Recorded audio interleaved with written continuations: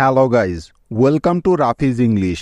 ইংরেজি রিডিং এবং উচ্চারণ শেখার আরও একটি চমৎকার ক্লাসে আপনাদের সবাইকে সাদর আমন্ত্রণ। আজকে আমরা শিখব ইউ বর্ণটি যখন আ বা আকারের সাউন্ড দিয়ে থাকে এমন কিছু উদাহরণ। আমরা সবাই নিশ্চয় ভাওয়েল লেটার্সগুলো চিনি, অর্থাৎ ইংরেজি স্বরবর্ণগুলো জেনে গেছি, তাই তো? যেমন এ, ই, আই, ও এবং ইউ। ইংরেজি ভাষায় এরা কারচিহ্ন হিসেবে বসে থাকে। আজকে আমরা শিখব ইউ বর্ণটি যখন আকার হিসেবে ব্যবহার হয়। মনে রেখো, একটি ভাওয়েল লেটার বেশ কয়েকটি কারচিহ্নের জন্য ব্যবহৃত হতে পারে। যেমন এখানে ইউ বর্ণটি আকার হিসেবে ব্যবহৃত হচ্ছে, আর আকার হলো ইউ বর্ণটির লং সাউন্ড। মনে রাখবে। তাহলে চলো মূল ক্লাসটি শুরু করা যাক। আমাদের আজকের প্রথম শব্দ ফোকাস। আমরা সবাই ইতিমধ্যেই জেনে গেছি যে কোনো শব্দকে সঠিকভাবে বানান এবং উচ্চারণ করার জন্য সবচেয়ে সহজ উপায় হলো শব্দটিকে প্রথমে সম্পূর্ণভাবে ভেঙে নিতে হয়, তাই তো? তাহলে চলো প্রথমে এই শব্দটিকে ভেঙে নেওয়া যাক। শব্দটিকে ভাঙলে আমরা প্রথমে পাবো ফ, তারপরে পাবো ওকার, তারপরে ক, তারপরে আকার এবং সবশেষে পাবো দন্তস্ব। ব্যাস, হয়ে গেল ফোকাস। এবার এদের ইংরেজি প্রতিবর্ণগুলো বসানো যাক। তো দেখো, প্রথমে আছে ফ, তাই ফ এর পরিবর্তে এফকে নিতে হবে। তারপরে উকার আছে, সেজন্য নিলাম উ, কারণ আমরা জানি উকারের জন্য ইংরেজি বানানে উ বর্ণটি বসে থাকে। তাহলে এফ উ মিলে হয়ে গেল ফু। তারপরে ক আছে, যার জন্য নিতে হবে সি, কেননা ক এর ইংরেজি প্রতিবর্ণ হলো সি। তারপরে আকার আছে, সেজন্য নিতে হবে ইউ, কারণ একটু আগেই আমরা শিখলাম যে ইউ বর্ণটি ইংরেজি বানানে আকারের সাউন্ড দিয়ে থাকে, যা হলো ইউ এর লং সাউন্ড। তাহলে সি ইউ মিলে হলো কা, ফো কা। এখন বাকি রইল দন্ত স, যার জন্য নিলাম এস, কেননা দন্ত স এর ইংরেজি প্রতিবর্ণ হলো এস। সুতরাং F O C U S মিলে হয়ে গেল ফোকাস। তাহলে এই শব্দটা থেকে আমরা কি কি সিলেবল পেলাম দেখো। এফ ও ফো এবং সি ইউ এস কাস, এই হলো ফোকাস। ফোকাস অর্থ হলো লক্ষ্য, কেন্দ্রবিন্দু। ঠিক আছে, মনে থাকবে তো? নেক্সট উদাহরণ সাবমিট। তো দেখো, এই শব্দটাকে ভেঙে আমরা পেলাম প্রথমে দন্তস্ব, তারপরে আকার, তারপরে র, তারপরে ম, তারপরে ইকার এবং সবশেষে পেলাম ট। ব্যাস, হয়ে গেল সাবমিট। এখন আমাদের কাজ হলো এদের ইংরেজি প্রতিবর্ণগুলো বসানো। ব্যাস, তাহলেই আমাদের কাজ শেষ। যেমন প্রথমে দন্ত স এর জন্য নিলাম এস, দন্ত স এর পরে আকার আছে, সেজন্য নিব ইউ। তাহলে এস ইউ মিলে হলো সা। তারপরে ব আছে, তাই নিব বি। সুতরাং এস ইউ বি মিলে হয়ে গেল সাব। তারপরে ম আছে, যার জন্য নিলাম এম। ম এরপরে ইকার আছে, সেজন্য নিব আই, কেননা ইকারের জন্য ইংরেজি বানানে আই বর্ণটি বেশি ব্যবহৃত হয়। তাহলে এম আই মিলে হলো মি, সাব মি। সবার শেষে রইল ট, তাই নিতে হবে টি।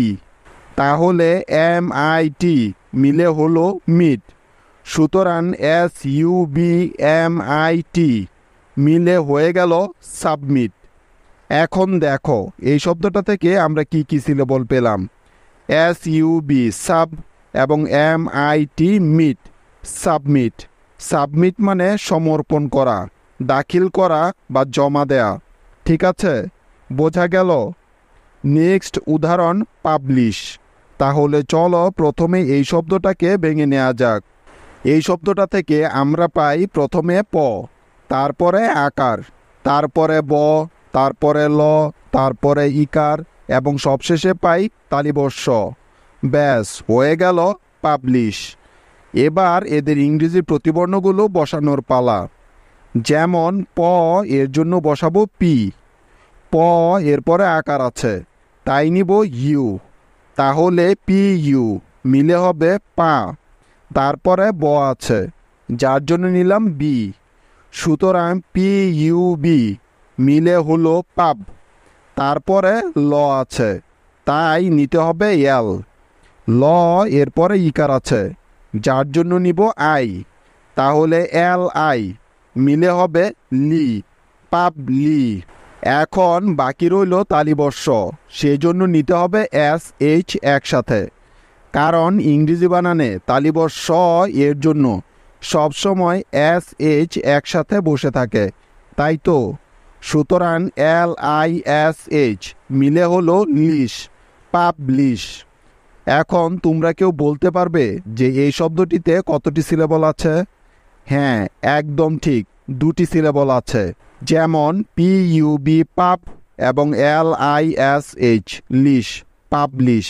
পাবলিশ মানে প্রকাশ করা, বাহির করা বা উল্লেখ করা। আমাদের নেক্সট শব্দ মিনিমাম।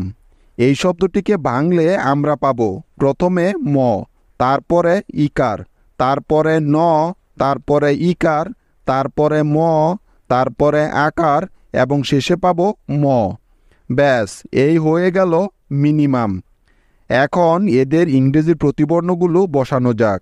যেমন প্রথমে পাচ্ছি ম, তাই নিব এম, ম এরপরে ইকার আছে, সেজন্য নিলাম আই, তাহলে এম আইতে হয়ে গেল মি।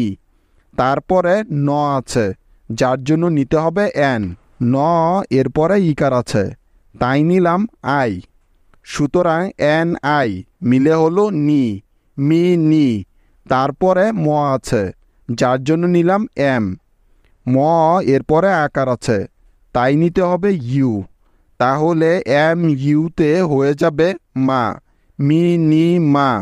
সবার শেষে ম আছে, সেজন্য আবারও নিব এম, তাহলে এম ইউ এম মিলে হলো মাম, মি নি মাম। এবার দেখো এই শব্দটা থেকে আমরা কি কি সিলেবল পেলাম। M I mi, N I ni এবং M U M mum, minimum. এই হয়ে গেল মিনিমাম।